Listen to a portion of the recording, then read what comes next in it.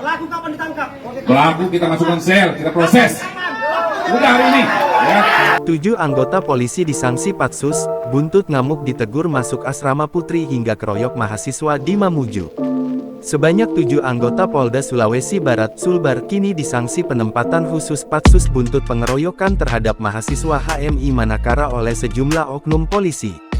Pengeroyokan itu terjadi di sebuah asrama putri mahasiswa Mamuju Tengah di Kelurahan Binanga, Kecamatan Mamuju, Kabupaten Mamuju, Sulawesi Barat Sulbar Rabu tanggal 1 Januari tahun 2025 malam. Kabid Humas Polda Sulbar Kombes Pol Slamet Wahyudi menyatakan, ada oknum anggota polisi yang dilihat secara etik memang melanggar.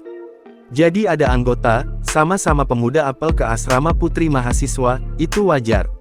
Tetapi kalau apel sudah kemalaman itu menyangkut etiknya salah, sopan kesopanan memang kurang, kata Kombes Pol Slamet ketika ditemui wartawan di ruang kerjanya di Polda Sulbar, Jalan Aibtu Nurman, Kecamatan Mamuju, Kamis tanggal 2 Januari tahun 2025.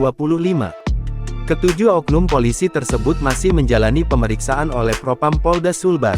Pasca kejadian tersebut, Kapolda Sulbar Irjen Pol Adang Ginanjar bersama pejabat utama Polda Sulbar sudah menyampaikan maaf kepada Himpunan Mahasiswa Islam HMI di Mapolresta Mamuju. Saya selama Kepala Kepolisian Daerah Sulawesi Barat, beserta staf dan jajaran, mohon maaf apabila mungkin ada anggota saya yang salah. Jadi anggota saya yang salah, saya proses hukum. Diketahui, pengeroyokan berawal saat anggota polisi mendatangi asrama putri Ikatan Pelajar Mahasiswa Mamuju Tengah IPM Mateng untuk mengunjungi pacarnya. Mahasiswa kemudian menegur lantaran anggota polisi itu berkunjung saat malam hari. Terjadilah keributan, anggota polisi yang ditegur tersebut menghubungi rekannya untuk datang ke lokasi.